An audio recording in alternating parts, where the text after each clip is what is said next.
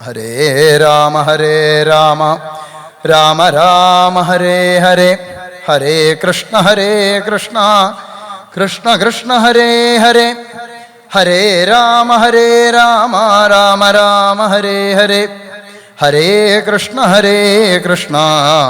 കൃഷ്ണ കൃഷ്ണ ഹരേ ഹരേ, ഹരേ രാമ രാമ രാമ ഹരേ ഹരേ, ഹരേ കൃഷ്ണ കൃഷ്ണ കൃഷ്ണ ഹരേ ഹരേ. സുഖരൂപപ്രബോധജ്ഞ സർവശാസ്ത്രവിശാരദ ഏതൽ കഥാപ്രകാശേന മദജ്ഞാനം വിനാശയ.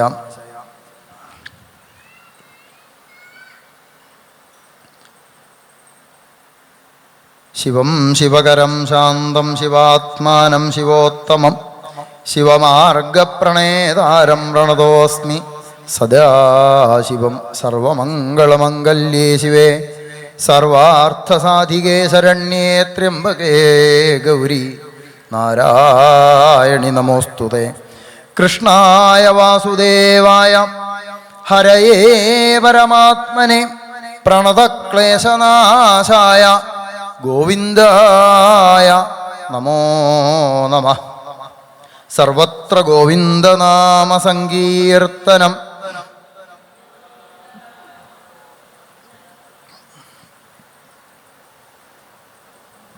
തൃതീയ സ്കന്ധം മുതലാണ് ഭാഗവതത്തിൻ്റെ ലക്ഷണങ്ങൾ പറഞ്ഞു തുടങ്ങുക. ഭാഗവതം എന്ന് പറഞ്ഞാൽ മഹാപുരാണം ആണ്. പുരാണങ്ങൾ എന്ന് പറഞ്ഞാൽ 5 ലക്ഷണങ്ങളാണ്. മഹാപുരാണം എന്ന് പറഞ്ഞാൽ 10 ലക്ഷണങ്ങൾ വേണം. ആ ലക്ഷണങ്ങൾ തുടങ്ങുന്നത് തൃതീയ സ്കന്ധം മുതലാണ്. ലക്ഷണങ്ങൾ എന്ന് പറഞ്ഞാൽ സർഗം, വിസർഗം, സ്ഥാനം, പോഷണം, ഊതി, മന്വന്തരം, ഈശാനുകഥ, നിരോധം, മുക്തി, ആശ്രയം എന്നിങ്ങനെ. ഈ സ്കൂളിലൊക്കെ പാഠങ്ങൾ എന്ന് പറയുമല്ലോ നമ്മൾ, എന്ന പോലെ വേണമെങ്കിൽ കരുതാം. ഓരോ വിഷയങ്ങളെ പറയുകയാണ് ഓരോ സ്കന്ധങ്ങളിൽ. സർഗം എന്ന് പറഞ്ഞാൽ സൃഷ്ടി, എങ്ങനെയാണ് ഈ ലോകത്തെ ഭഗവാൻ സൃഷ്ടിച്ചത് എന്നുള്ള സൃഷ്ടിയെക്കുറിച്ച് 3-ാമത്തെ സ്കന്ധത്തിൽ പറയും. പിന്നെ വിസർഗം എന്നുള്ള ലക്ഷണം. വിസർഗം എന്ന് പറഞ്ഞാൽ വിശേഷണയുള്ള സൃഷ്ടി. വിശേഷണയുള്ള സൃഷ്ടി എന്ന് പറഞ്ഞാൽ വിശേഷപ്പെട്ടതായിട്ടുള്ള സൃഷ്ടി. ഏതാ ഏറ്റവും വിശേഷപ്പെട്ട സൃഷ്ടി ഏതാ? മനുഷ്യനാണത്ര എന്നാ നമ്മൾ പറയാറ്. മനുഷ്യനാണ് ഏറ്റവും വിശേഷപ്പെട്ട സൃഷ്ടി എന്നാണ് നമ്മുടെ ധാരണ. മറ്റുള്ളവരൊക്കെ മോശക്കാരാണ്, നമ്മളാണ് ഏറ്റവും കേമന്മാർ, നമ്മളാ പറയണത്.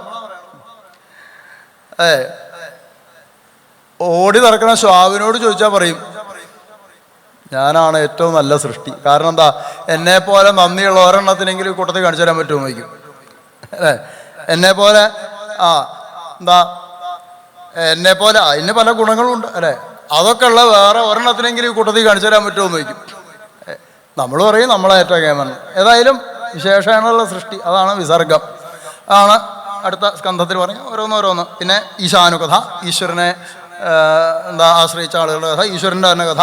അല്ലെ, ഈശ്വരൻ്റെ കഥ പറഞ്ഞാൽ കൃഷ്ണകഥകൾ. അങ്ങനെ ഓരോ ലക്ഷണങ്ങൾ പറയും. അതിൽ 3-ാമത്തെ സ്കന്ധത്തിലെ ലക്ഷണം സൃഷ്ടി എന്നുള്ളതാണ്. ഇപ്പോൾ തുടങ്ങിയപ്പോൾ പറഞ്ഞു കേശവേട്ടൻ്റെ ശിഷ്യന്മാരാണ് പറഞ്ഞു. ഞങ്ങൾ സ്വതേ ശിഷ്യന്മാരെന്ന് പറയൽ കുറവാണ്. കേശവേട്ടൻ തന്നെ പറയിപ്പിക്കില്ല. കാരണം ശിഷ്യന്മാരെന്ന് പറഞ്ഞാൽ കേശവേട്ടനാണ് അതിൻ്റെ ഉത്തരവാദിത്വം. ഇപ്പോൾ എന്തെങ്കിലും വിഡ്ഢിതം പറഞ്ഞു കഴിഞ്ഞാൽ കേശവേട്ടനാവുമല്ലോ അതിൻ്റെ ദോഷം. അതുകൊണ്ട് ഞങ്ങൾ ശിഷ്യന്മാരെന്ന് പറയാറ് കുറവാണ്. ശിഷ്യനാവണമെങ്കിൽ അതിനൊരു യോഗ്യത വേണമല്ലോ. ആവാൻ ശ്രമിക്കുകയാണ് അല്ലേ? ശിഷ്യനാവാൻ ശ്രമിക്കുകയാണ്. ശിഷ്യനാവുകയല്ല, എളുപ്പമല്ല. അറിയാം. ഏതായാലും അപ്പോൾ കേശവേട്ടനെ പോലുള്ള ഗുരുനാഥന്മാർ പറയണത് കേട്ടിട്ട് ഇവിടെയും കഥ പറഞ്ഞു തരൂ എന്ന് സൂതനോട് ശൗനകാദി മഹർഷിമാർ ആവശ്യപ്പെടുന്നുണ്ട്. അങ്ങനെയാണല്ലോ ഭാഗവതം തുടങ്ങിയത്. എന്താ? സഹസ്രസമമാസം, 1000കണക്കിന് വർഷം നീണ്ടു നിൽക്കുന്ന ഒരു സത്രം ശൗനകാദി മഹർഷിമാർ ആരംഭിച്ചു. ആ സമയത്ത് സൂതൻ അവിടേക്ക് വന്നു. സൂതനോട് ചോദിച്ചു, ഞങ്ങൾക്ക് എല്ലാ ശാസ്ത്രങ്ങളുടെയൊക്കെ സാരമായിട്ടുള്ളത് പറഞ്ഞു തരണം എന്ന് പറഞ്ഞു. അപ്പോൾ സൂതൻ പറഞ്ഞു, ഇതൊന്നും പറയാൻ ഞാനത്ര യോഗ്യനല്ല. ഞാനൊരു കാര്യം ചെയ്യാം. കുറച്ച് മുമ്പ് കുറച്ചു കാലം മുമ്പ് പരീക്ഷിത് മഹാരാജാവിൻ്റെ മുമ്പിൽ ശ്രീശുകൻ ഭാഗവതം പറഞ്ഞു കേൾപ്പിച്ചു. ആ ഭാഗവതം ഞാൻ നിങ്ങൾക്ക് പറഞ്ഞുതരാം, അപ്പം നിങ്ങളുടെ സംശയമൊക്കെ തീരും. അപ്പം അദ്ദേഹത്തിൽ നിന്ന്, ശ്രീശുകനിൽ നിന്ന് ഞാൻ എന്താണോ കേട്ടത് അത് മുഴുവൻ പറയാൻ എനിക്ക് പറ്റില്ല, കാരണം എനിക്ക് മുഴുവൻ മനസ്സിലാവില്ലല്ലോ. അല്ല, ഇനി മനസ്സിലായതിൻ്റെ മുഴുവൻ എനിക്ക് പറയാനും പറ്റില്ല. അപ്പോൾ എൻ്റെ കഴിവിനനുസരിച്ചിട്ട് പറഞ്ഞു തരാം എന്ന് ശ്രീശുകൻ സൂതൻ ശൗനകാദികളോട് പറയുന്നുണ്ട്. അതുപോലെ തന്നെയാണ് ഈ ശിഷ്യ എന്നൊക്കെ പറഞ്ഞാൽ ഗുരുനാഥന്മാർ പറയണത് കേട്ടിട്ട് അവിടെ ഇവിടെയൊക്കെ വാലും മുറിയൊക്കെ കിട്ടിയിട്ട് അതാണ് പറയാം. പിന്നെ നമ്മൾ അതിനെ നമ്മുടെ ഉള്ളിൽ മഥനം ചെയ്തിട്ട് അതിൽ നിന്നാണ് നമ്മൾ പറയാം. അങ്ങനെ പറയാൻ ശ്രമിക്കാം നമുക്ക്. സൃഷ്ടി മൂന്നാമത്തെ സ്കന്ധത്തിലാണ് സൃഷ്ടി വിഷയങ്ങൾ പറഞ്ഞു തുടങ്ങുന്നത്. സൃഷ്ടി വിഷയം പറയുന്നത് ഇപ്പോൾ കഥ പറഞ്ഞു നിർത്തിയില്ലേ, വിതുരൻ മൈത്രേയ മഹർഷിയുടെ ആശ്രമത്തിലേക്ക് പോയി. ഉദ്ധവനാണ് വിതുരനോട് പറഞ്ഞത് മൈത്രേയ മഹർഷിയുടെ ആശ്രമത്തിലേക്ക് പോയിക്കോളൂ എന്ന് പറഞ്ഞു. അങ്ങനെ അവിടെ എത്തി മൈത്രേയനും വിതുരനും തമ്മിലുള്ള സംഭാഷണ രൂപത്തിലാണ് ഈ സൃഷ്ടി വിഷയത്തെ മൂന്നാമത്തെ സ്കന്ധത്തിൽ പറയുന്നത്.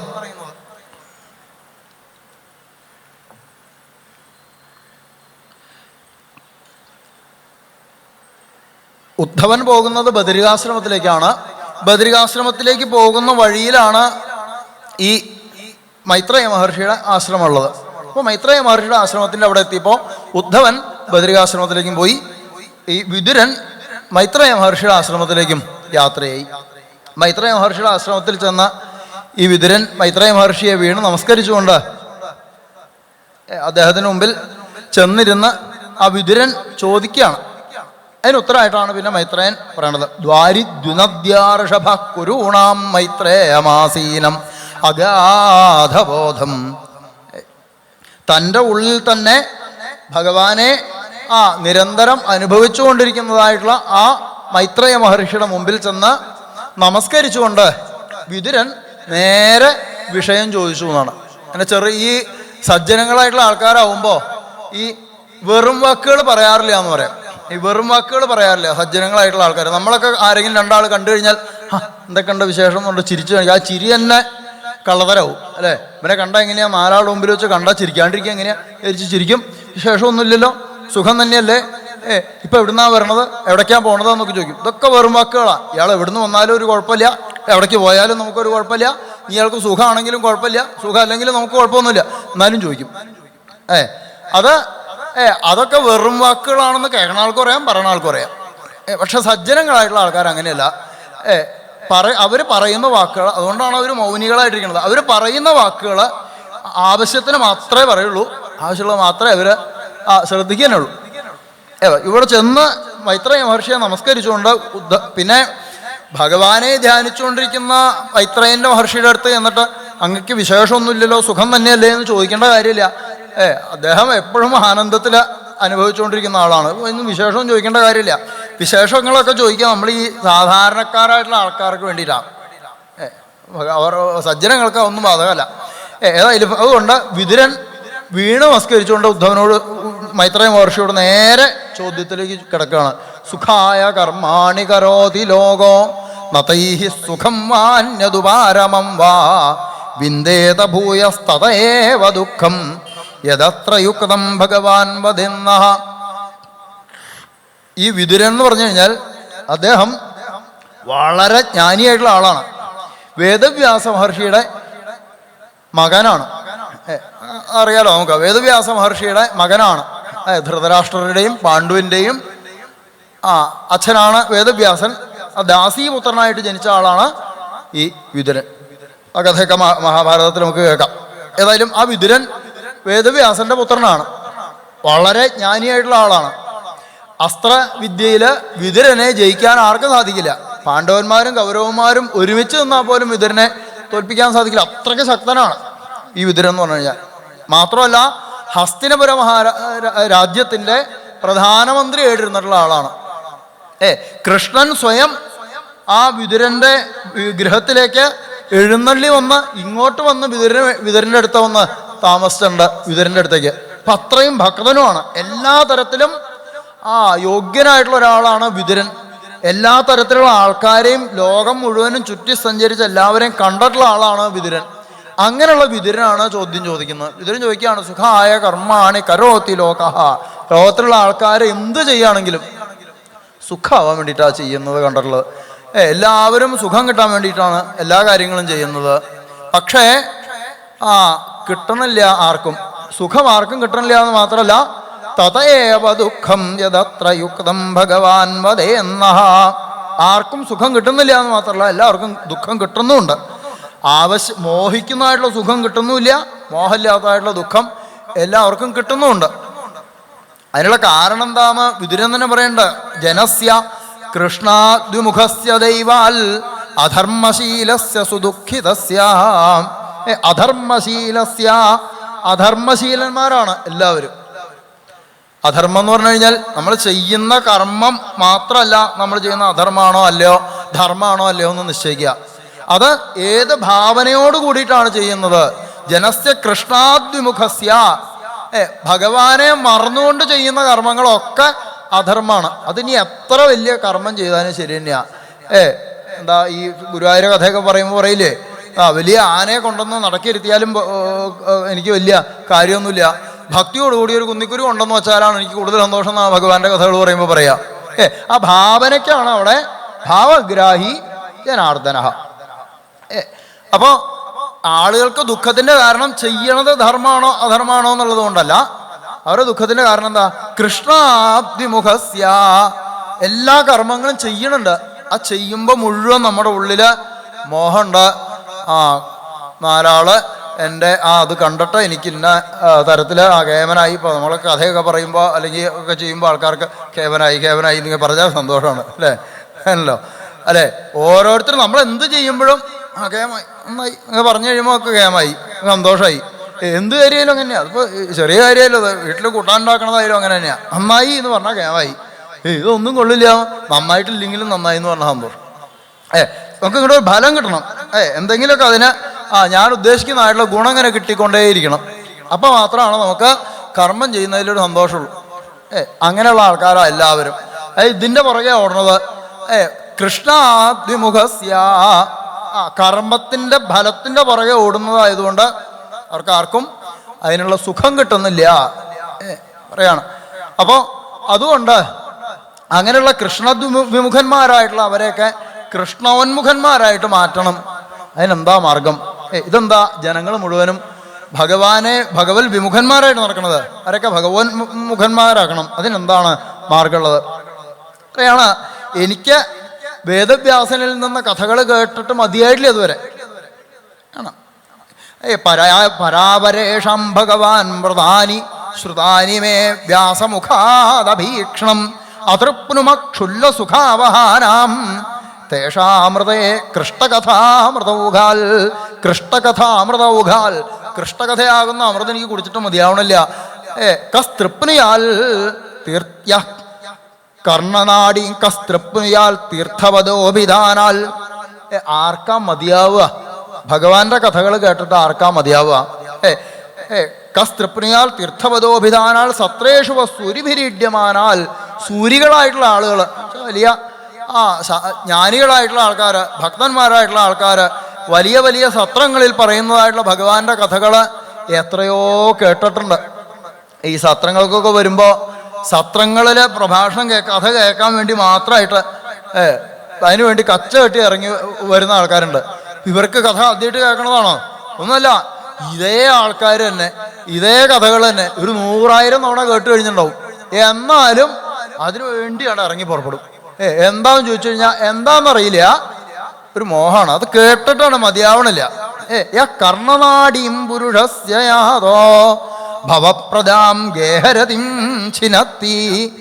ഏതൊരു കൃഷ്ണകഥകളാണോ നമ്മുടെ ചെവിയുടെ ഉള്ളിലേക്കാണ് കയറി കഴിഞ്ഞാൽ, അത് നമ്മുടെ ഉള്ളിലേക്ക് കയറി കഴിഞ്ഞാൽ പിന്നെ ഗേഹരതിം ചിനത്തി, എല്ലാ തരത്തിലുള്ള വിഷമങ്ങളും മറക്കുന്നു, ബാക്കിയുള്ളതൊക്കെ മറക്കുന്നു, എല്ലാ ദുഃഖങ്ങളെയും മറക്കുന്നു.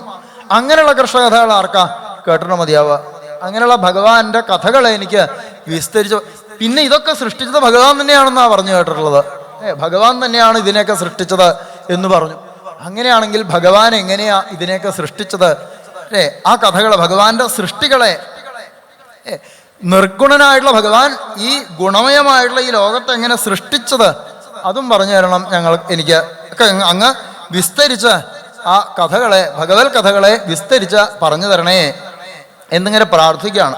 അതിനുത്തരമായിട്ടാണ് പിന്നെ ഭാഗവതത്തിലെ സൃഷ്ടി വിഷയത്തെ പറയാൻ തുടങ്ങുന്നത്. അങ്ങനെയാണ് സൃഷ്ടിയിലേക്ക് കിടക്കുന്നത്. കഥ ഈ ചോദ്യങ്ങളൊക്കെ കേട്ടതായിട്ടുള്ള ഈ മൈത്രേയ മഹർഷിക്ക് സന്തോഷമായി. മൈത്രേയ മഹർഷി ആ ചോദ്യം ചോദിച്ചതായിട്ടുള്ള വിതുരനെ ആദ്യം തന്നെ ഒന്ന് അഭിനന്ദിച്ചു. അങ്ങക്കിത് ചോദിക്കാൻ തോന്നിയല്ലോ. സാധുപൃഷ്ടം സാധുഭൃഷ്ടം ത്വയാ സാധോ ലോകാൻ സാധ്വനുഗൃഹത. ലോകാൻ സാധു അനുഗൃഹത, ലോകത്തിന് മുഴുവനും ഗുണമാവും അങ്ങയുടെ ചോദ്യമുണ്ട്. അങ്ങനെയുള്ള ചോദ്യം അങ്ങ് ചോദിച്ചു. കീർത്തിം വിതന്വതാ ലോകേ ആത്മനോധോക്ഷജാൽ. ഭഗവത് കഥകളെ കേൾക്കണമെന്ന് അങ്ങക്ക് ഒരു ആഗ്രഹം ഉണ്ടായില്ലോ, അത് നന്നായി. അങ്ങ് ഈ ചോദിച്ചതിൽ അത്ഭുതപ്പെടാനൊന്നുമില്ല. ധർമ്മിഷ്ഠനായിട്ടുള്ള അങ്ങ് ഈ ചോദ്യം ചോദിച്ചില്ലെങ്കിലേ അത്ഭുതമുള്ളൂ. കാരണം അങ്ങ് നൈത ചിത്രം ത്വയി ക്ഷത്തഃ ബാധായണ വീര്യജേ ഗൃഹീതോനന്യഭാവേന യത്വയാഹരിശ്വര. മാണ്ഡവ്യശാപാൽ ഭഗവാൻ പ്രജാസംയമനോയമഹ. മാണ്ഡവ്യശാപാൽ, മാണ്ഡവ്യ മഹർഷിയുടെ ശാപം കൊണ്ട് പ്രജാസംയമനോ യമഹ. ആളുകളെയൊക്കെ സൽക്കർമ്മം ചെയ്ത ആൾക്കാരെയൊക്കെ സ്വർഗത്തിലേക്കും ദുഷ്കർമ്മം ചെയ്ത ആൾക്കാരെയൊക്കെ നരകത്തിലേക്കും പറഞ്ഞു വിടുന്ന ആളാണ് യമൻ എന്ന് പറഞ്ഞു കഴിഞ്ഞാൽ. നമ്മുടെ ധാരണ യമൻ നരകത്തിലത്തെ ആളാണ്. അങ്ങനെയല്ല, നരകത്തിലത്തെ ആൾ മാത്രമല്ല, രണ്ടും യമന്റെ തന്നെ കൈകാര്യത്തിലാണ്. അങ്ങനെയുള്ള ആളാണ് യമൻ. അങ്ങനെയുള്ള യമൻ ഭൂമിയിൽ വന്ന് അവതരിച്ച ആളാണ് അങ്ങ്. ഭൂമിയിലേക്ക് യമദേവൻ വന്നത് എന്തിനാ? അപ്പൊ ആ കഥ എന്ന് പറഞ്ഞു. മാണ്ഡവ്യ ശാപാൽ, മാണ്ഡവ്യ മഹർഷിയുടെ ഒരു ശാപം കിട്ടി യമന്. യമധർമ്മ മഹാരാജാവിന് ശാപം കിട്ടി.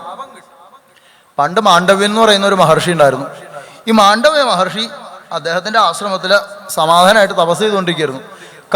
കണ്ണടച്ച് എല്ലാം മറന്ന് ധ്യാനിച്ചുകൊണ്ട് തപസ് ചെയ്തുകൊണ്ടിരിക്കുന്ന മാണ്ഡവ്യ മഹർഷിയുടെ അടുത്തേക്ക് പെട്ടെന്ന് കുറേ രാജാവിൻ്റെ ഭടന്മാര് ഓടിക്കയറി വന്നു. ഈ ഭടന്മാർ ഓടി വന്നത് രാജകൊട്ടാരത്തിൽ കുറേ കള്ളന്മാർ വന്ന് കൊട്ടാരത്തിൽ നിന്ന് എന്തൊക്കെയോ മോഷ്ടിച്ച് പോയതാ.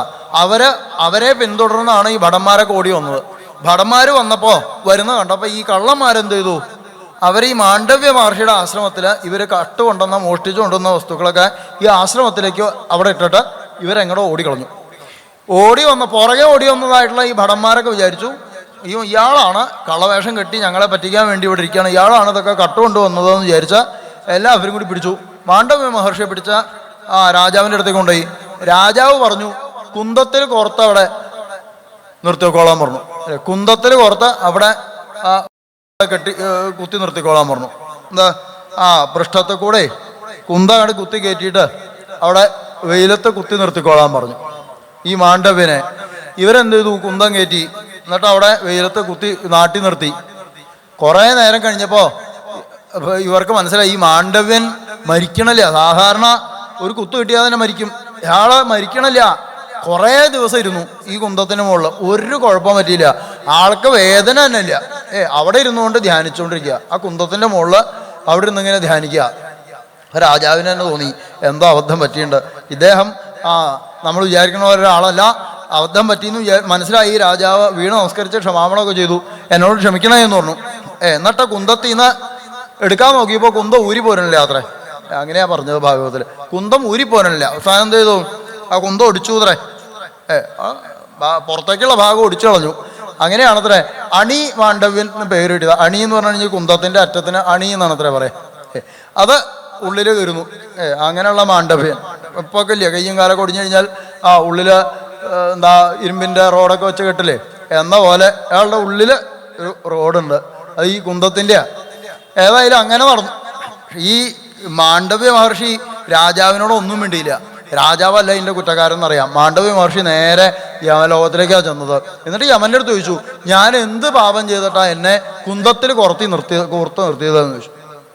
അപ്പൊ യമൻ നോക്കിയിട്ട് പറഞ്ഞു, അങ്ങ് കുട്ടിക്കാലത്ത് ഈ ഉറുമ്പുകളെയും പുഴുവും ഒക്കെ ഉണ്ടാവില്ലേ, അതിനെയൊക്കെ ഈർക്കലി എന്നല്ലേ പറയാ, അതുമ്പോ കുത്തി കോർത്ത് ഇങ്ങനെ കളിച്ചിരുന്നു അത്രേ. അതിൻ്റെ പാപമാണ് ഇപ്പോൾ അങ്ങ് അനുഭവിക്കേണ്ടി വന്നതെന്ന് വെച്ചു. ഞാനങ്ങനെ ചെയ്തത് എനിക്ക് ഓർമ്മയില്ലല്ലോ എന്ന് പറഞ്ഞു മാണ്ഡവ്യ മഹർഷി. അങ്ങക്ക് ഓർമ്മ ഉണ്ടാവില്ല, അങ്ങ് ചെറിയ കുട്ടിയായിരുന്നു. അങ്ങ് ചെറിയ കുട്ടിയായിരുന്നു, 4-5 വയസ്സ് പ്രായമുള്ള സമയത്ത് അങ്ങനെ ചെയ്തത്. അങ്ങനെയാണെങ്കിൽ ആ തെറ്റിന് ഞാൻ ശിക്ഷ അനുഭവിക്കേണ്ട കാര്യമില്ലല്ലോ. 4-5 വയസ്സിലെ പ്രായത്തിൽ ചെറിയ കുട്ടികൾ ചെയ്യുന്ന തെറ്റിനുള്ള ശിക്ഷ കുട്ടികൾ അനുഭവിക്കേണ്ടതില്ല. എൻ്റെ ശിക്ഷ അനുഭവിക്കേണ്ടത് അച്ഛനമ്മമാരാണ്. കുറച്ച് മുമ്പ് പറഞ്ഞില്ലേ, പറഞ്ഞു കൊടുക്കണ്ട, പറഞ്ഞു കൊടുത്തില്ലെങ്കിൽ അവരെയാണ് ശിക്ഷിക്കേണ്ടത്, അല്ലാണ്ട് കുട്ടികളല്ല ശിക്ഷിക്കേണ്ടത്. അങ്ങാണ് തെറ്റ് ചെയ്തത്. ഞാൻ അങ്ങനെ എന്തെങ്കിലും തെറ്റ് ചെയ്തിട്ടുണ്ടെങ്കിൽ എന്നെ അതിൻ്റെ ശിക്ഷ അനുഭവിക്കേണ്ടിയിരുന്ന എൻ്റെ അച്ഛനമ്മമാരാണ്. പകരം എന്നെ ശിക്ഷ അനുഭവിപ്പിച്ചു.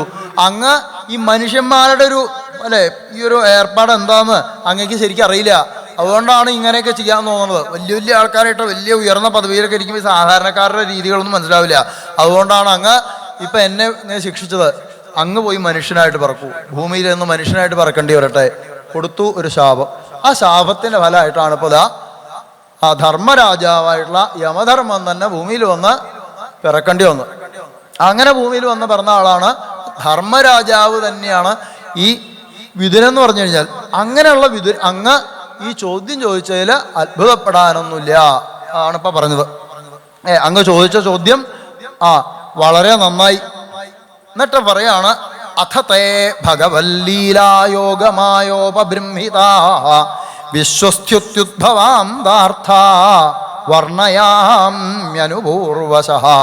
അഥതേ സജ്ജനങ്ങളൊക്കെ പറയാറുണ്ട്, പണ്ഡിതന്മാരൊക്കെ പറയാറുണ്ട്, ഈ അഥ എന്നുള്ള വാക്കിന് കുറേ പ്രാധാന്യമുണ്ട് അത്ര. ഈ അഥ എന്ന് പറഞ്ഞു കഴിഞ്ഞാൽ അങ്ങനെ എന്ന് പറഞ്ഞാൽ അല്ലേ, ഒരു കാര്യം പറയാൻ വേണ്ടി തുടങ്ങുമ്പോൾ പറയുന്നൊരു വാക്കാണത്രേ അഥ. അങ്ങനെ എന്ന് പറഞ്ഞിട്ടാ തുടങ്ങുക. ഈ വാക്ക് തുടങ്ങി അവിടെ വെച്ച് അങ്ങനെ പറഞ്ഞു ഇവിടെ തുടങ്ങിയത് കൊണ്ട് പറയാണ്, ഭാഗവതത്തിൻ്റെ ശരിക്കുള്ള ആ ലക്ഷണയുക്തമായിട്ടുള്ള ഭാഗവതം തുടങ്ങുന്നത് ഇവിടുന്ന് മുതലാണ് എന്നാണ്. അതുകൊണ്ടാണ് അവിടെ അഥതേ ഭഗവല്ലീല അങ്ങനെ പറഞ്ഞു തുടങ്ങിയത് എന്നാണ്. ഏതായാലും അങ്ങനെ ഭഗവല്ലീല യോഗമായോപബൃംഹിത വിശ്വസ്ഥിത്യുദ്ഭവാന്താർത്ഥ വർണ്ണയാമ്യനുപൂർവശഃ. ഭഗവാൻ എങ്ങനെയാണ് ഈ ലോകത്തെ സൃഷ്ടിച്ചത്, നിലനിർത്തുന്നത്, സംഹരിച്ചത്, അങ്ങനെയുള്ള വിഷയങ്ങൾ ഞാൻ അങ്ങക്ക് പറഞ്ഞു തരാം എന്ന് പറഞ്ഞുകൊണ്ട് സൃഷ്ടി പറയാൻ വേണ്ടി ആരംഭിക്കുകയാണ്. നല്ല ഉറക്കം വന്നിരിക്കുന്ന സമയത്ത് കേൾക്കാൻ പറ്റിയ പരിപാടിയല്ല സൃഷ്ടി. ഏതായാലും ഇവിടെ അതാണല്ലോ നമുക്ക് വിഷയം. അത് പറയാമെന്ന് വെച്ച് കഴിഞ്ഞാൽ നമ്മൾ മനസ്സിലാക്കിയത് പറയാം, അത്രയ്ക്കേ ഉള്ളൂ. അല്ലാതെ ഇതൊക്കെ പറഞ്ഞ് മുഴുവിപ്പിക്കുക അങ്ങനെയില്ല, ഒരിക്കലും ഇല്ല. ഭാഗവത കഥകൾ പറഞ്ഞ് മുഴുവിപ്പിക്കുക അങ്ങനെയില്ല. കേട്ടതും മനസ്സിലാക്കിയതും പറയാം. പരസ്പരം ഉള്ള അതാണ് സത്രത്തിൻ്റെ ഒരു ഉദ്ദേശം തന്നെ. പരസ്പരമുള്ള ഒരു ആശയ വിനിമയമാണ്. അത്രേ ഉള്ളൂ, അതാണ് സത്രം തന്നെ. ഏതായാലും പറയാണ്, ഭഗവാനേക ആസേദം അഗ്രാത്മാത്മനാം വിഭു ആത്മേച്ഛാനുഗതാവാത്മാനാമത്യുപലക്ഷണ. പണ്ട് ഭഗവാൻ ഏക ആസേതും അഗ്രേ, പണ്ട് ഭഗവാൻ മാത്രമേ ഉണ്ടായിരുന്നുള്ളൂ. അഗ്രേ ഭഗവാൻ ഏക ആസേതും, ഭഗവാൻ മാത്രമേ ഉണ്ടായിരുന്നുള്ളൂ. ഏക ആസേതം, ഒറ്റാള്, വേറെ ഒന്നുമില്ല. അങ്ങനെ എങ്ങനെ ഉണ്ടാവും? ഭഗവാൻ മാത്രമേ ഉള്ളൂ. ലോകത്തിൽ വേറെ ഒന്നുമില്ല കാണാൻ. ലോകത്തിലെന്നല്ല, ലോകം ഇല്ല. നമുക്ക് ഒറ്റയ്ക്ക് ആരും ഇല്ലാണ്ട് നമുക്ക് കുറേ ആൾക്കാരൊക്കെ ചുറ്റുമുള്ളത് കൊണ്ടാണ് ഒരു രസമൊക്കെ. ഇപ്പൊ നമ്മൾ ഒറ്റയ്ക്ക് ഒരു സ്ഥലത്ത് ചെന്ന് പെട്ടുനോക്കുക, പിന്നെ എന്താ ചെയ്യുക? എത്ര നേരം ഒറ്റയ്ക്ക് ഇരിക്കാൻ പറ്റും നോക്കുക? അത്രയൊന്നും പറ്റില്ല. ഇപ്പൊ ഭഗവാൻ മാത്രമേ ഉള്ളൂ. ഈ ആധുനിക ശാസ്ത്രത്തിലൊക്കെ പറയാറില്ലേ, സിംഗുലാരിറ്റി എന്ന് പറയും. സിംഗുലാരിറ്റി, അതിൽ നിന്നാണ് അത്ര ഈ ലോകം മുഴുവനും ഉണ്ടായത്. സിംഗുലാരിറ്റി ഒരു പോയിന്റ്. സിംഗുലാരിറ്റി എന്ന് പറഞ്ഞു കഴിഞ്ഞാൽ പോയിന്റ് അല്ല ഉദ്ദേശിക്കുന്നത്. സിംഗുലാരിറ്റി എന്ന് പറഞ്ഞു കഴിഞ്ഞാൽ അത് എന്താണെന്ന് നിർവചിച്ചിട്ടില്ല. അതെങ്കിലും അവിടെ പിന്നെ ഇപ്പോഴത്തെ ഈ ഭാഗവതം അല്ലെങ്കിൽ ഈ ആധ്യാത്മിക കഥകൾ പറയുമ്പോൾ ആൾക്കാർ ശാസ്ത്രത്തിനെ വല്ലാണ്ട് ഇതിലേക്ക് വലിച്ചടയ്ക്കും. കണ്ടില്ലേ, നമ്മുടെ ശാസ്ത്രത്തിൽ അത് പറഞ്ഞിട്ടുണ്ട്, ഇത് തന്നെ പറഞ്ഞിട്ടുണ്ട്. ഇവിടെ നമ്മുടെ ആധ്യാത്മിക ശാസ്ത്രത്തിൽ ഇത് പറഞ്ഞിട്ടില്ലേ? ഫിസിക്സ് എത്തിച്ചേരുന്നതേ ഉള്ളൂ ആധ്യാത്മിക ശാസ്ത്രത്തിൻ്റെ അടുത്തേക്ക് എന്നൊക്കെ പറയും ആൾക്കാർ. അങ്ങനെയൊക്കെ അല്ലേ, അത് കുറേയൊക്കെ ശരിയാവും. നമ്മൾ പറഞ്ഞാൽ കുറേയൊന്നും ശരിയാവില്ല. കാരണം മുഴുവനായിട്ട് ഭൗതിക ശാസ്ത്രമല്ല നമ്മുടെ ഇതിൽ പറയണത്. ഭൗതിക ശാസ്ത്രമല്ല പറയണത്. ഭൗതിക ശാസ്ത്രത്തിനെ ആധ്യാത്മിക ശാസ്ത്രത്തിൽ കൂട്ടി ചേർക്കുമ്പോഴാണ് എന്താ മറ്റുള്ളവർക്ക് നമ്മളെ പരിഹസിക്കാനുള്ള ഇടവരുത്തുന്നത്. എന്നിട്ട് വിഡ്ഢിത്തം പറയുക ആൾക്കാർ, വിവരമില്ലാത്ത പറയാവുന്ന ആൾക്കാർ നമ്മളെ പരിഹസിക്കുന്നതിൻ്റെ കാരണം എന്താ? ഭൗതിക ശാസ്ത്രം ആധ്യാത്മിക ശാസ്ത്രത്തിൽ കൂട്ടിക്കുഴയ്ക്കുമ്പോഴാണ്. ഒന്ന് ആധ്യാത്മികമാണ്, മറ്റേത് ഭൗതികമാണ്, രണ്ടാണ്. എന്നാലോ രണ്ടും അന്വേഷിക്കുന്നത് ഒരേ വസ്തുവേ ആയതുകൊണ്ട് പല ജംഗ്ഷനുകളിലും ഇത് കൂട്ടിമുട്ടും. പല ജംഗ്ഷനുകളിലും ഇത് കൂട്ടിമുട്ടും, അന്വേഷിക്കുന്ന ഒരേ വസ്തുവിനെ ആയതുകൊണ്ട്. അപ്പോൾ അവിടെയൊക്കെ ചിലപ്പോൾ ഇത് രണ്ടും ഒരുപോലെയായിട്ട് തോന്നിയെന്ന് വരും. ഇത് രണ്ടാണ്, രണ്ടും ഒന്നല്ല, രണ്ട് തന്നെയാണ്. അപ്പോൾ പലയിടത്തും ഇത് കൂട്ടിമുട്ടുണ്ട്. അപ്പോൾ അത് ഒന്ന് തന്നെയാണ് പറയുന്നത്. പക്ഷെ അതെല്ലാം അങ്ങനെയല്ല, എല്ലായിടത്തും അങ്ങനെയല്ല. ഇത് രണ്ട് തരത്തിലാണ്, ഒരേ വിഷയത്തിനെയാണ് പറയണത്, പക്ഷെ രണ്ട് തരത്തിലാണ് പറയണത്. രണ്ടാണ്. ഒന്ന് ആധ്യാത്മിക ശാസ്ത്രമാണ്, ആധ്യാത്മികമാണ്, മറ്റേത് ഭൗതികമാണ്. രണ്ട് തന്നെയാണ്. നമ്മൾ വല്ലാതെ കൂടുതലായിട്ട് പറയുമ്പോഴാണ് നമ്മൾ പരിഹാസ പാത്രമാവുന്നത്. അങ്ങനെയല്ല, ഇതാണ് അതാണ്, രണ്ട് തന്നെയാണ്. ഏതായാലും അപ്പോൾ ഭഗവാൻ ഏകാസേതും ഭഗവാൻ മാത്രമേ ഉണ്ടായിരുന്നുള്ളൂ. അഗ്രേ ആത്മാത്മനാം വിഭു. അതുകൊണ്ട് കഥാരൂപത്തിൽ അതൊക്കെ പറയാം. ഇതൊക്കെ പറയുമ്പോൾ കഥാരൂപത്തിലാണ് പറയാം, എന്നാലേ നമുക്ക് മനസ്സിലാവുള്ളൂ. അങ്ങനെ ഇരുന്നപ്പോൾ ഭഗവാന് ഒറ്റയ്ക്ക് ഇരുന്നപ്പോൾ ഭഗവാന് തോന്നിയിത്രേ, മേനേ സന്തമിവാത്മാനം സുപ്തശക്തിര സുപ്തദൃക്. ഭഗവാന് തന്നെ തോന്നിയിത്രേ, ഇങ്ങനെ പോരാ, ഞാൻ ഒറ്റയ്ക്ക് പോരാ എന്ന് ഭഗവാന് തന്നെയോട് തോന്നി. എന്നിട്ടാണ് സവാ ഏതസ്യ സന്ദൃഷ്ടു ശക്തിസ്സദസജാത്മികാമായ നാമ മഹാഭാഗ യേതും നിർമ്മമേ വിഭു. അങ്ങനെയാണ് ഭഗവാൻ തൻ്റെ മായ എന്ന് പറയുന്ന ശക്തിയെ ഉണർത്തിയത്. മായാശക്തിയെ ഭഗവാൻ ഉണർത്തി. സോബി അംശ ഗുണ കാലാത്മാ ഭഗവൽ ദൃഷ്ടിഗോചര മായാ നാമ മഹാഭാഗ ഏതും നിർമ്മമേ വിഭു. അങ്ങനെയാണ് മായ എന്ന് പറയുന്ന ആ ഭഗവാന്റെ ശക്തിയെ ഭഗവാൻ ഉണർത്തിയത്. ആ മായ ഉണർന്നപ്പോഴാണ് ഈ പ്രപഞ്ചം മുഴുവനും കാണാറായത്. ഇതൊക്കെ കാണാറായത് എന്ന് പറയുന്നത്, ഇതൊക്കെ ഉണ്ടായി എന്നല്ല പറഞ്ഞത്, ഉണ്ടാവുക അങ്ങനെയില്ല, ഇതൊക്കെ കാണാറായത്. അതിന് ഈ ഉപനിഷത്തുകളിലൊക്കെ പറയില്ലേ, ഉണ്ടായി എന്ന് പറഞ്ഞു കഴിഞ്ഞാൽ ഇല്ലാത്തൊരു സാധനം ഉണ്ടാക്കലാണ്. ഇല്ലാത്തൊരു സാധനം ഉണ്ടാവലാണല്ലോ ഉണ്ടാവുക എന്ന് വെച്ച് കഴിഞ്ഞാൽ, ഉണ്ടാവലല്ല, അത് അങ്ങനെ ആയി മാറി, അത് കാണാറായി, അത്രേ ഉള്ളൂ. അത് പറയാണ്, അതങ്ങനെ കാണാറായി. ആ മായ എന്ന് പറയുന്ന ശക്തി ജനിച്ചപ്പോ മായ തന്നെ രണ്ട് തരത്തിലുണ്ട് പറയാം. ഒന്ന്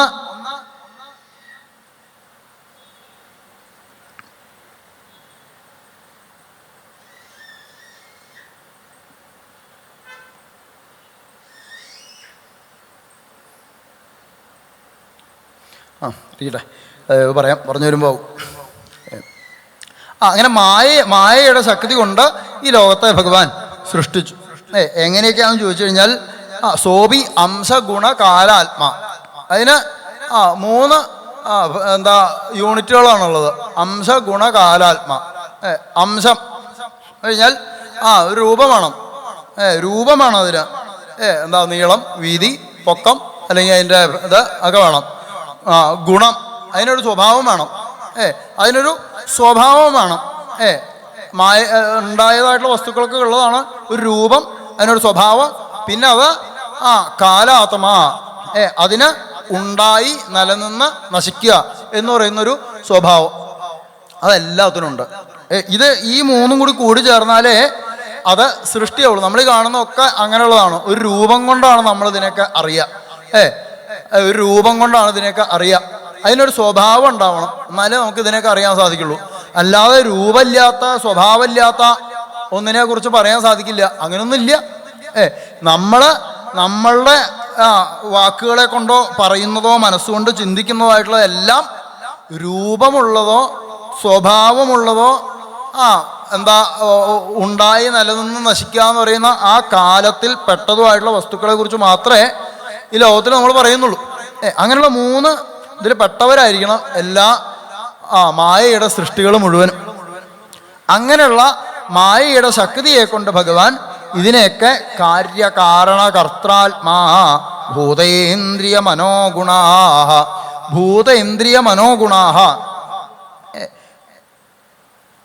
വൈകാരിക തൈജസശ്ച താമസശ്ചേത്യഹന്ത്രധ.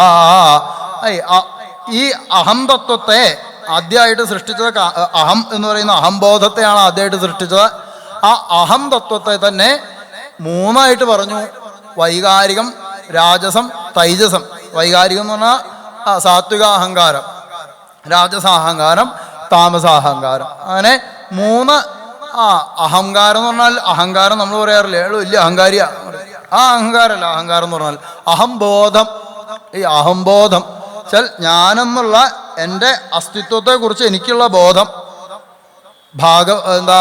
ഇതൊക്കെ കഥയൊക്കെ കേട്ടുകൊണ്ടിരിക്കുമ്പോൾ ചില ആൾക്കാർക്ക് അത് ഇല്ലണ്ടി പോവും.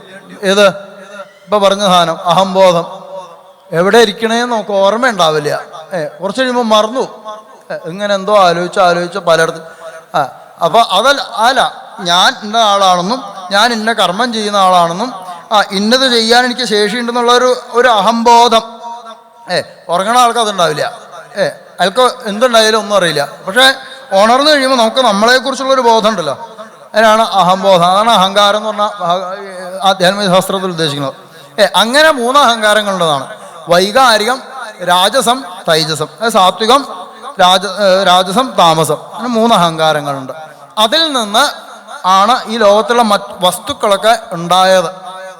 സാത്വിക അഹങ്കാരത്തിൽ നിന്നാണ് മനസ്സുണ്ടായത്. സാത്വിക അഹങ്കാരത്തിൽ നിന്നാണ് മനസ്സുണ്ടായത്. ഇത് ഭാഗവത്തിൻ്റെ രീതിയിലുള്ള സൃഷ്ടി വിഷയമാണ് പറയണത്. ഏതായാലും നമ്മൾ ശ്രദ്ധിക്കുക. അപ്പോൾ സാത്വിക അഹങ്കാരത്തിൽ നിന്നാണ് മനസ്സ് എന്ന് പറഞ്ഞാൽ മനസ്സ്, ബുദ്ധി, അഹങ്കാരം, ചിത്തം. ഇതൊക്കെ എന്താണെന്ന് നാളെ പറയും. നമുക്ക് നാളെ സാഖ്യയോഗം പറയുമ്പോൾ ഇതൊക്കെ എന്താണെന്നും ഇതെങ്ങനെയാണ് നമ്മുടെ ഉള്ളിൽ പ്രവർത്തിക്കുന്നതെന്നും ഒക്കെ സാഖ്യയോഗം പറയുമ്പോൾ വിസ്തരിച്ച് പറഞ്ഞു കൊടുക്കുന്നുണ്ട്. നമുക്ക് കേൾക്കാം. ഇപ്പോൾ സൃഷ്ടി എന്തൊക്കെയാണ് ഉണ്ടായതെന്ന് പറയണു, അത്രേ ഉള്ളൂ. ഇപ്പോൾ മനസ്സ്, ബുദ്ധി, അഹങ്കാരം, ചിത്തം തുടങ്ങിയതായിട്ടുള്ള വസ്തുക്കളാണ് അന്ധക്കരണങ്ങൾ എന്ന് പറയുക. ആ അന്ധക്കരണങ്ങൾ ഉണ്ടായതാണ് മനസ്സ് ഉണ്ടായ. ഇതിനെ നാലിനോട് കൂട്ടി പറയണതാണ് മനസ്സ്. അതുണ്ടായി സാത്വിക അഹങ്കാരത്തിൽ നിന്ന്. രാജസ അഹങ്കാരത്തിൽ നിന്നാണ് ഇന്ദ്രിയങ്ങൾ ഉണ്ടായത്. ഇന്ദ്രിയങ്ങളുണ്ടായി. ഇന്ദ്രിയങ്ങൾ ഏതൊക്കെയാ? കയ്യ്, കാല്, കണ്ണ്, നാക്ക്, മൂക്ക്, അങ്ങനെ 5 ഇന്ദ്രിയങ്ങൾ. ഇന്ദ്രിയങ്ങൾ 2 തരത്തിലുണ്ട്. ഒന്ന് കർമ്മേന്ദ്രിയമുണ്ട്, ജ്ഞാനേന്ദ്രിയമുണ്ട്. അങ്ങനെ 2. കർമ്മേന്ദ്രിയം, ജ്ഞാനേന്ദ്രിയം. കർമ്മം ചെയ്യാനുള്ള ഇന്ദ്രിയങ്ങളുണ്ട്: കയ്യ്, കാല്, നാക്ക്, പായു, ഉപസ്ഥം. അതിനാണ് 5 കർമ്മേന്ദ്രിയങ്ങൾ. പായു, ഉപസ്ഥം എന്ന് പറഞ്ഞാൽ വിസർജനേന്ദ്രിയങ്ങളാണ്. അങ്ങനെ 5 ഇന്ദ്രിയങ്ങളുണ്ട്, കർമ്മേന്ദ്രിയങ്ങൾ. 5 ജ്ഞാനേന്ദ്രിയമുണ്ട്. ഏതൊക്കെയാ? കണ്ണ്, നാക്ക്, മൂക്ക്, ത്വക്ക്, പിന്നെന്താ ചെവി. അങ്ങനെ 5 ജ്ഞാനേന്ദ്രിയങ്ങളുണ്ട്. അറിയാനുള്ള 5 ഇന്ദ്രിയങ്ങളും അറിവിനനുസരിച്ച് പ്രവർത്തിക്കാനുള്ള 5 ഇന്ദ്രിയങ്ങളും. അതൊക്കെ ഉണ്ടായത് ഈ രാജസാഹങ്കാരത്തിൽ നിന്നാണ് ഇതൊക്കെ ഉണ്ടായത്. ഈ താമസാഹങ്കാരത്തിൽ നിന്നാണ് ഭൂതങ്ങളൊക്കെ ഉണ്ടായത്. ഭൂതങ്ങൾ എന്ന് പറഞ്ഞാലോ, ഭൂതം എന്ന് പറഞ്ഞാൽ പഞ്ചഭൂതങ്ങൾ ആണ് ഉദ്ദേശിച്ചത്. പഞ്ചഭൂതങ്ങൾ ഉണ്ടായത് അതിൽ നിന്നാണ്. പഞ്ചഭൂതങ്ങൾ ഏതൊക്കെയാ? പൃഥിവി, ആകാശം, വായു, ജലം, അഗ്നി, ഭൂമി. അങ്ങനെ 5 ഭൂതങ്ങൾ ഉണ്ടായി. ഇതൊക്കെ ഉണ്ടായത് താമസാഹങ്കാരത്തിൽ നിന്നാണ്.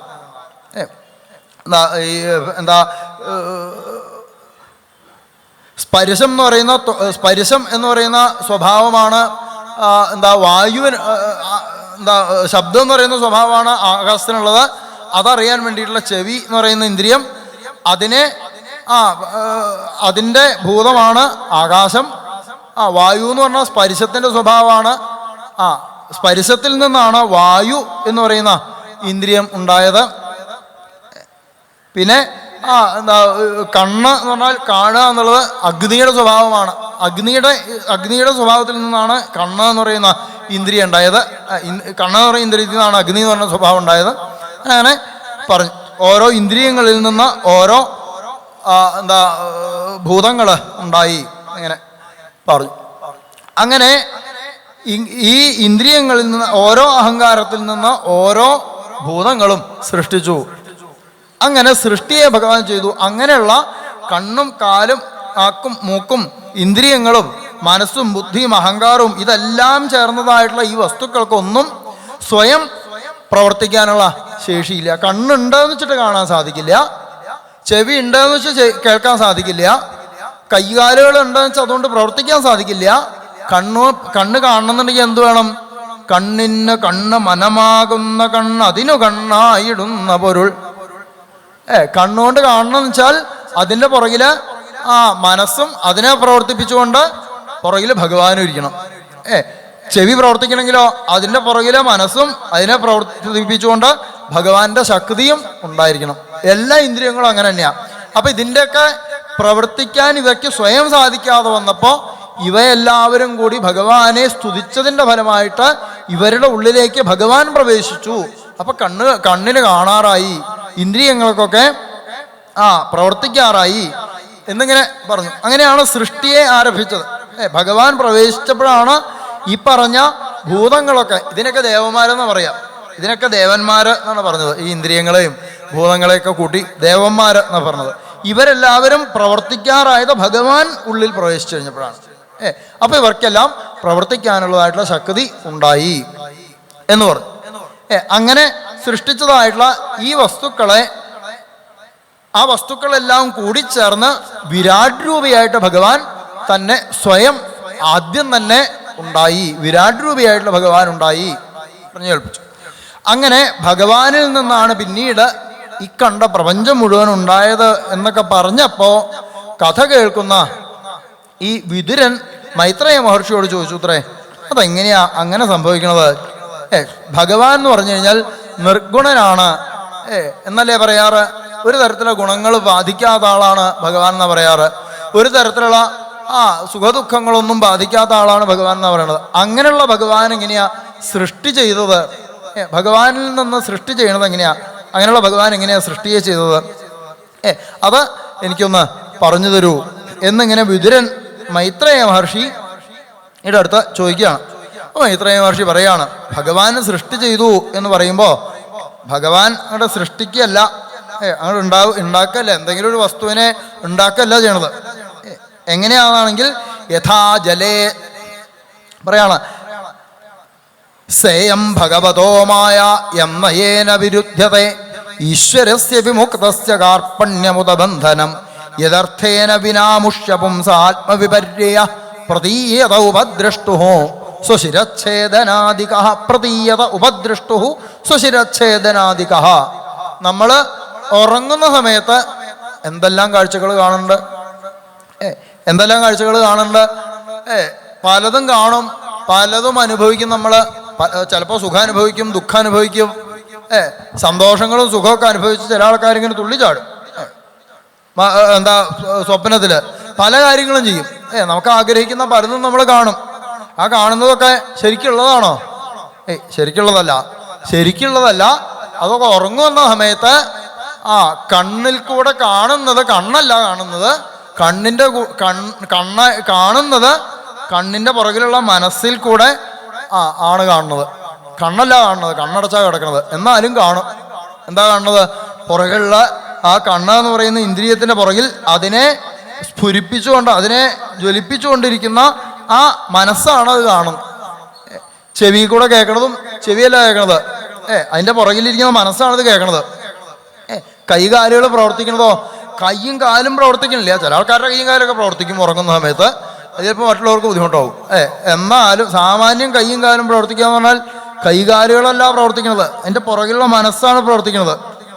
അപ്പൊ ശരിക്കും പറഞ്ഞാൽ ഇന്ദ്രിയങ്ങൾ വേണമെന്നില്ല കാണണമെന്ന് വെച്ചാൽ. കാണണമെങ്കിൽ ഇന്ദ്രിയം വേണമെന്നില്ല. ഇന്ദ്രിയ കണ്ണടച്ചിരിക്കുകയാണെങ്കിലും കാണാൻ പറ്റും നമുക്ക്. അപ്പൊ ഇന്ദ്രിയം വേണമെന്നില്ല, മനസ്സുണ്ടെങ്കിൽ അല്ലെ, മനസ്സിലാണ് ഇതൊക്കെ കാണുന്നത്. എന്നാ മനസ്സും കൂടി ലയിച്ചു കഴിഞ്ഞാലോ അവിടെ ഒന്നും നമ്മൾ കാണണില്ല. മനസ്സും കൂടി ലയിച്ചതായിട്ട് സമയത്ത് ഒന്നും കാണുന്നില്ല, നമ്മൾ ഒന്നും അറിയണമില്ല. അപ്പോഴാണ് ചില ആൾക്കാർ സുഖമായിട്ട് ഉറങ്ങി എന്ന് പറയാം. ഉറങ്ങി എണീക്കുമ്പോൾ ഒന്നും അറിഞ്ഞില്ല, സുഖമായിട്ട് ഉറങ്ങി നമ്മൾ പറയും. ഒന്നും അറിഞ്ഞില്ല എന്നെങ്ങനെയാ മനസ്സിലായത്? ഒന്നും അറിഞ്ഞില്ല. അതറിഞ്ഞത് ആരാ? അത് ഉള്ളിൽ ഒരാളിരിക്കുന്നുണ്ട്.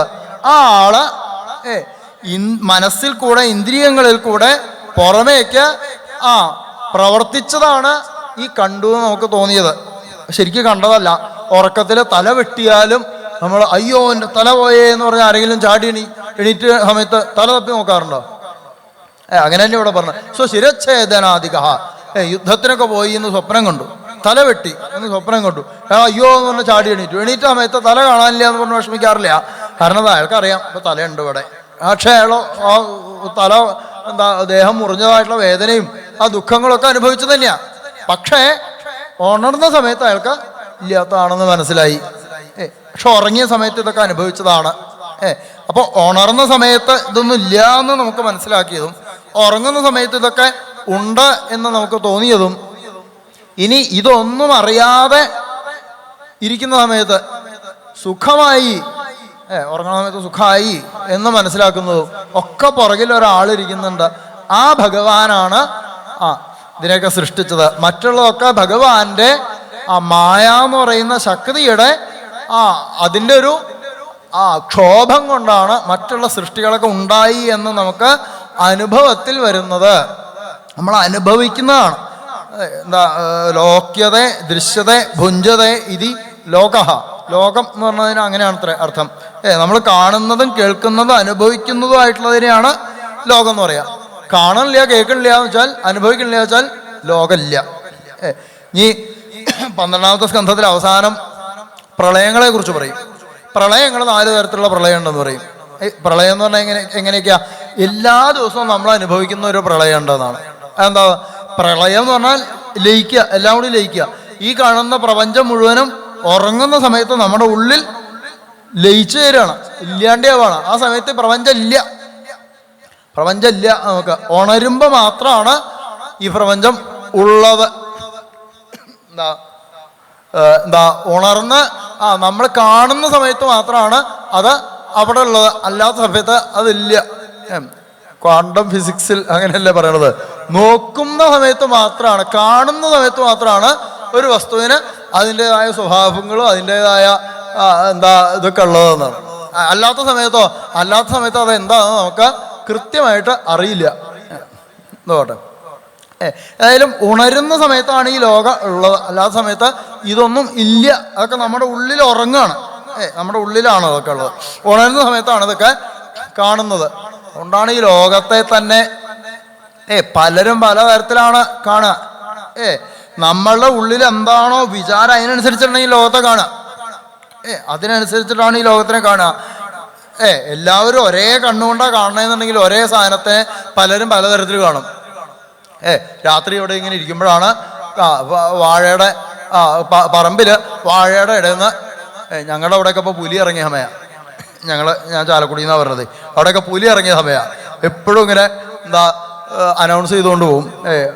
തീരദേശങ്ങളിൽ താമസിക്കുന്നവർ ശ്രദ്ധിക്കുക, പുലി ഇറങ്ങിയിട്ടുണ്ട്. നമ്മളിങ്ങനെ റോഡിൽ രാത്രി പറമ്പിലേക്ക് ഇങ്ങനെ നോക്കുമ്പോൾ വാഴയുടെ ഇലയൊന്ന് ഇളകിയാൽ നോക്കപ്പോൾ നോക്കും, അയ്യോ അതിൻ്റെ ഇടയിൽ നിന്ന് ആരോ എന്തോ 2 കണ്ണുണ്ടല്ലോ, എന്തോ കാണുന്നുണ്ടല്ലോ എന്നൊക്കെ നമുക്ക് തന്നെ തോന്നും. ഒന്നും കാണുന്നില്ല, പക്ഷേ നമ്മളത് കാണുന്നുണ്ട്.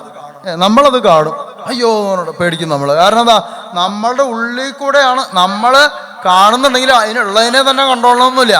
നമ്മുടെ ഉള്ളിലുള്ള നമ്മൾ തന്നെ ഉണ്ടാക്കി വെച്ചിട്ടുള്ളൊരു ലോകമുണ്ട്, അതിനെയാണ് നമ്മൾ കാണുക. അവിടെ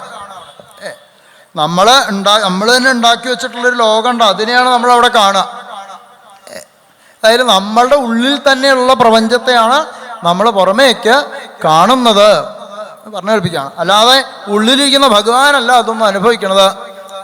പുറമേക്ക് നമ്മുടെ ചിന്തകളിൽ കൂടെ ഉള്ള ഇപ്പൊ മുമ്പേ പറഞ്ഞ ഇന്ദ്രിയങ്ങളിൽ കൂടെയും അന്ധക്കരണങ്ങളിൽ കൂടെയും നമ്മുടെ ഉള്ളിൽ നിന്ന് പുറത്തേക്കുള്ള ആ വിചാരങ്ങളിൽ കൂടെയാണ്, ആ ചിന്തകളിൽ കൂടെയാണ് നമ്മൾ പുറമേക്ക് ലോകത്തെ കാണുന്നത്. അങ്ങനെയുള്ള സൃഷ്ടിയെ ഭഗവാൻ ചെയ്തു എന്നിങ്ങനെ സൃഷ്ടി വിഷയത്തെ പറയാണ്. അങ്ങനെയുള്ള ഭഗവാനാണ് പിന്നീട് ഈ ബ്രഹ്മസൃഷ്ടിയെ ചെയ്തത്. ആ കഥയൊക്കെ നമ്മൾ ദ്വിതീയ സ്കന്ധത്തിൽ കേട്ടതാണ്. ആ കഥയൊക്കെ. അങ്ങനെയുള്ള ഭഗവാനാണ് പാലാഴിയിൽ പള്ളി കൊള്ളുന്നതായിട്ടുള്ള ഭഗവാനാണ്. ഭഗവാന്റെ നാഭീകമലത്തിൽ നിന്ന് ബ്രഹ്മാവ് ഉണ്ടായത് കഥ നമ്മൾ കേട്ടു.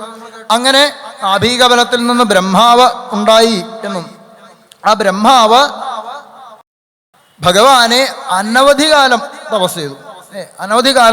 അത്ര ഭഗവാനെ തപസ് ചെയ്ത് കുറേ കാലം കഴിഞ്ഞപ്പോൾ ഭഗവാൻ ബ്രഹ്മാവിൻ്റെ മുമ്പിൽ പ്രത്യക്ഷപ്പെട്ടതായുള്ള ഭഗവാൻ ബ്രഹ്മാവിനോട് സൃഷ്ടി ചെയ്യാൻ പറഞ്ഞു.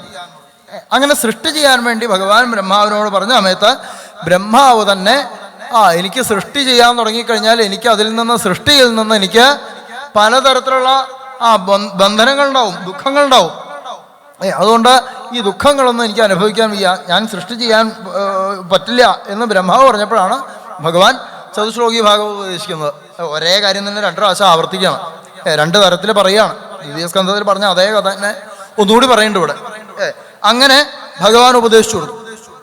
അങ്ങനെ ഉപദേശിച്ചു കൊടുത്തതിൻ്റെ ഫലമായിട്ടാണ് ബ്രഹ്മാവ് പിന്നെ പലതരത്തിലുള്ള സൃഷ്ടികൾ ചെയ്തത്. ബ്രഹ്മാവിൻ്റെ സൃഷ്ടികളെയാണ് പിന്നെ പറഞ്ഞു കേൾപ്പിക്കുന്നത്. ബ്രഹ്മാവ് പലതരത്തിലുള്ള സൃഷ്ടികൾ ചെയ്തു വരുമ്പോഴാണ് ആദ്യത്തെ സൃഷ്ടിയായിട്ട് സനകാദി മഹർഷിമാരെയാണ് ബ്രഹ്മാവ് സൃഷ്ടിച്ചത്.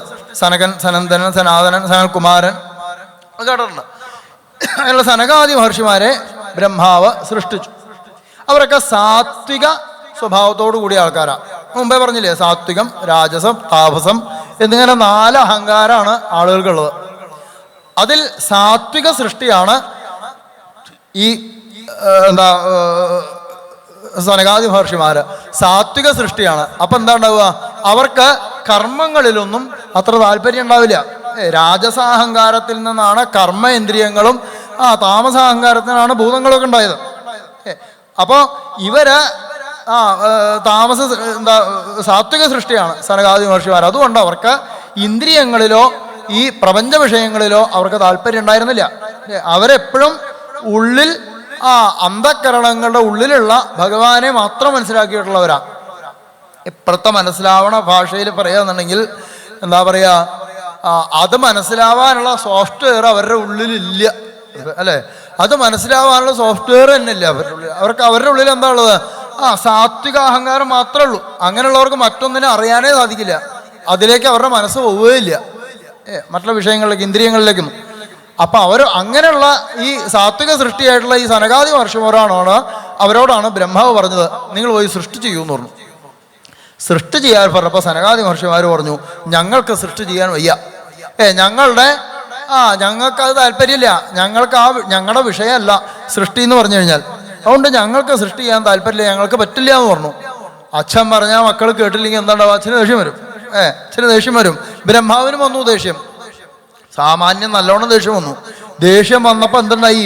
ബ്രഹ്മാവ് അത് അടക്കി പിടിച്ചു. വലിയ മുതുമുത്തശ്ശനായിട്ടുള്ള ബ്രഹ്മാവ് ദേഷ്യപ്പെട്ടു എന്ന് പറഞ്ഞു കഴിഞ്ഞാൽ അതൊരു മോശമല്ലേ? മറ്റുള്ളവർ കണ്ടു കഴിഞ്ഞാൽ മോശമല്ലേ? അതുകൊണ്ട് ബ്രഹ്മാവ് അതിങ്ങനെ അടക്കി പിടിച്ചു.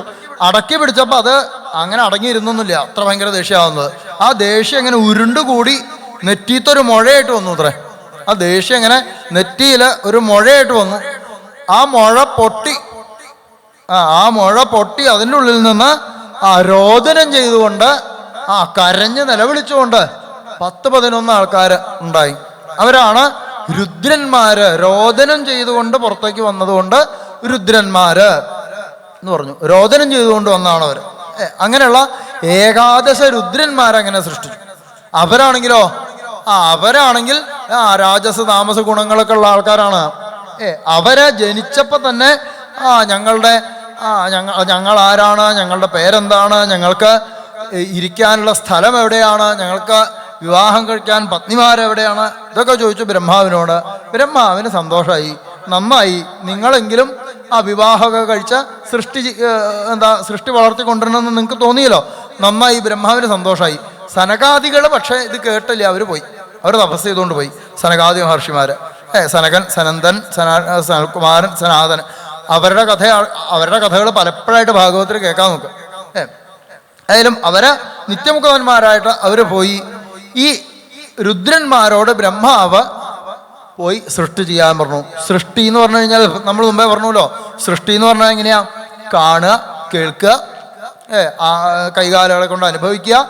അപ്പോൾ അതിനെന്ത് വേണം? കാണും കേൾക്കൊക്കെ ചെയ്യണമെങ്കിൽ കണ്ണ് വേണം, നാക്ക് വേണം, മൂക്ക് വേണം, അങ്ങനെയുള്ള സംഭവങ്ങളൊക്കെ വേണം.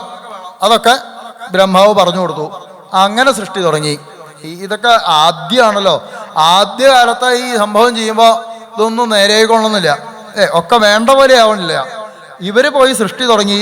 സൃഷ്ടി തുടങ്ങിയപ്പോഴാണ് ബ്രഹ്മാവ് കുറച്ച് കഴിഞ്ഞപ്പോൾ ചെന്ന് നോക്കി രുദ്രന്മാരുടെ സൃഷ്ടി എങ്ങനെയുണ്ടെന്ന് അറിയാൻ വേണ്ടിയിട്ട്. അതങ്ങോട്ട് കണ്ടതും ബ്രഹ്മാവ് തന്നെ ഭയപ്പെട്ടു. ഇത്രേ നിർത്തൂ, ഇതുപോലുള്ള സൃഷ്ടികളൊന്നും ചെയ്താൽ പറ്റില്ല. ഇതുപോലുള്ള സൃഷ്ടികൾ ചെയ്ത് ഇവരെ കാണുമ്പോൾ എനിക്ക് തന്നെ ഭയമാവണം. കണ്ണെന്ന് പറഞ്ഞാൽ കണ്ണ് അതിൻ്റെ സ്ഥാനത്തിരിക്കണ്ടേ, അത് വേറെ എവിടേക്കോ ഫിറ്റ് ചെയ്തേക്കണത്. തല വേറെ സ്ഥലത്താണ്, വേറെ സ്ഥലത്താണ്. എന്താ കണ്ണിൻ്റെ വലിപ്പമല്ല, ഇതിനൊക്കെ ഒരു പ്രപ്പോർഷൻ ഉണ്ടല്ലോ, അതൊന്നുമല്ല. കണ്ണിന് ചിലപ്പോൾ കുറേ നീളം വലിപ്പം കൂടുതലാണ്, തല കുറേ ചെറുതാണ്, നാക്കിന് കുറേ നീട്ടം കൂടുതലാണ്, എന്താ പല്ലും ഇതൊക്കെ വേറെ വലിപ്പത്തിലാണ്, കൈകാലുകൾക്കൊന്നും ഒരു പ്രപ്പോർഷനല്ല. അങ്ങനെയുള്ള കുറേ സൃഷ്ടികൾ, അങ്ങനെയുള്ളവരൊക്കെ സൃഷ്ടിച്ചു കഴിഞ്ഞപ്പോൾ ഇതിനെയൊക്കെയാണ് ഭൂതങ്ങൾ എന്ന് പറഞ്ഞത്. അത്രേ ഇതൊക്കെയാണ് ഭൂതഗണങ്ങൾ എന്ന് പറഞ്ഞത്. ഈ ഭൂതങ്ങളെയൊക്കെ കണ്ടതോടുകൂടി ബ്രഹ്മാവ് തന്നെ പറഞ്ഞു ഇങ്ങനെയുള്ള സൃഷ്ടികൾ ചെയ്യരുത്. ഇതിനൊക്കെ ഒരു കണക്കുണ്ട്, ഇതൊക്കെ ശ്രദ്ധയോടുകൂടി ചെയ്യണം. ശ്രദ്ധിച്ച് ചെയ്താലാണ് എന്ത് കാര്യം ചെയ്താലും അത് നേരെ ഉള്ളൂ. അത് എന്ത് സൃഷ്ടിയായാലും ശരി ശ്രദ്ധയോടുകൂടി ഇത് എന്തിനു വേണ്ടിയിട്ടാണ് ഇത് ചെയ്യണത്, എന്തിനു വേണ്ടിയിട്ടാണ് ചെയ്യണത്, ഇതിൻ്റെ ഒരു ഫലം എങ്ങനെയായിരിക്കണം അവസാനം, അത് അറിഞ്ഞ് അതിലേക്ക് വേണം സൃഷ്ടി ചെയ്യാൻ വേണ്ടിയിട്ട്, ഒരു കർമ്മങ്ങൾ ചെയ്യാൻ വേണ്ടിയിട്ട്. എന്ത് കർമ്മം ചെയ്യുമ്പോഴും അങ്ങനെ വേണം അല്ലേ. അതിൻ്റെ ഇന്ന തരത്തിലായിരിക്കണം, അത് അതിൻ്റെ ഔട്ട്പുട്ട് ഇന്ന തരത്തിലായിരിക്കണം എന്നുള്ള ഉദ്ദേശത്തോടു കൂടി വേണം കർമ്മങ്ങൾ ചെയ്യാൻ. അല്ലാതെ ചെയ്തോളൂ എന്ന് പറഞ്ഞു അങ്ങോട്ട് ചെയ്തു എല്ലാവരും കൂടിയിട്ട്. പണ്ടാരോ പറയാറില്ലേ, കേട്ട ബാധി കേൾക്കാത്ത ബാധി. അങ്ങനെ ചെയ്യാൻ പറ്റില്ല. എന്താ പറഞ്ഞതെന്നും എന്തിനാന്നും മനസ്സിലാക്കി ശ്രദ്ധയോടുകൂടി ചെയ്യണം, അപ്പോഴേ സൃഷ്ടി നേരെയാവുള്ളൂ. അതുകൊണ്ട് നിങ്ങൾ പോയി തപസ് ചെയ്യൂന്ന് പറഞ്ഞു. ശ്രദ്ധയില്ലാത്തത് കൊണ്ടാണ്, വേണ്ട പോലെ കാര്യങ്ങൾ മനസ്സിലാക്കാത്തത് കൊണ്ടാണ് ഇതുപോലുള്ള അപകടങ്ങളായിട്ടുള്ള സൃഷ്ടികളൊക്കെ ചെയ്യേണ്ടി വന്നത്. അതിഭീകരന്മാരായിട്ടുള്ള സൃഷ്ടികളൊക്കെ ചെയ്തത്. അതുകൊണ്ട് നിങ്ങൾ പോയി തപസ് ചെയ്യൂ. തപസ് ചെയ്ത് 11 പേരും പോയി തപസ് ചെയ്ത് നല്ല തപശക്തി നേടി, നല്ല മനോനിയന്ത്രണം നേടിയതിന് ശേഷം നിങ്ങൾ സൃഷ്ടി ചെയ്താൽ മതി എന്ന് പറഞ്ഞ് അവരെ എല്ലാവരെയും പറഞ്ഞു വിട്ടു. അങ്ങനെ അവരൊക്കെ പോയി അനവധി കാലം തപസ് ചെയ്ത് അവരെല്ലാവരും കൂടി കൂടിച്ചേർന്ന് മഹാദേവനായിട്ട് മാറിയത്. അങ്ങനെയാണ് മഹാദേവനായിട്ട് മാറിയത്, കൈലാസനാഥനായിട്ട് നമ്മളൊക്കെ അനുകരിക്കുന്ന മഹാദേവനായിട്ട് മാറിയത്. ഏകാദശ രുദ്രന്മാരെല്ലാവരും തപസ് ചെയ്ത് അവര് കൂടിച്ചേർന്ന് ഭഗവാനായതാണ് എന്ന് പറഞ്ഞു, മഹാദേവനായി മാറിയതാണ് എന്ന് സജ്ജനങ്ങൾ പറഞ്ഞു. ഏതായാലും അങ്ങനെയുള്ള രുദ്ര സൃഷ്ടിയെക്കുറിച്ച് പറഞ്ഞു. പിന്നെയും ബ്രഹ്മാവ് പലതരത്തിലുള്ള സൃഷ്ടികൾ ചെയ്തു. രാജസം, താമസം, സാത്വികം, ഈ ഗുണങ്ങളെ എല്ലാത്തിനെയും ഓരോ ഒന്നിലും ഓരോ തരത്തിൽ കൂട്ടിയും കുറച്ചും വെച്ചുകൊണ്ട് അനവധി സൃഷ്ടികൾ ചെയ്തു ബ്രഹ്മാവ്. അതാണ് ഈ ലോകത്തിൽ കാണുന്നതൊക്കെ അല്ലേ. എന്താ